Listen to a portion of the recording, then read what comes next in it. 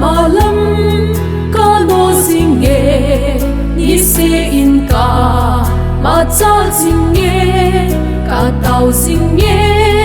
machalna di neidin sa mun chungnung Neipui-in lang neidin sa Tahsan gamnom Lungset kipa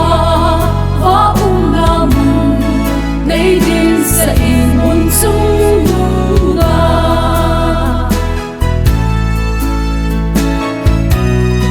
Kanung ilung all na melo lungen theile Kicha mun'a K.siem in mong su kalung tup na mun chungnung Neipui-in lang neidin sa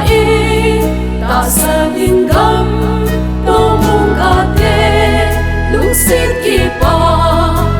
mung neidin sa mun chungnung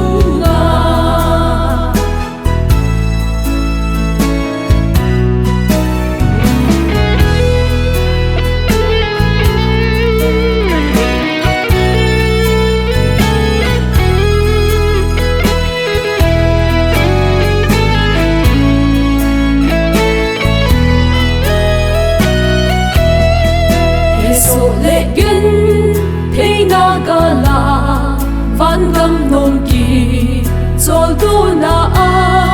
lung ole cham na aum'e mun'ong chungnung pakai kom'a Neipui-in lang neidin sa Tahsan gamnom Lungset kipa mung neidin sa mun chungnung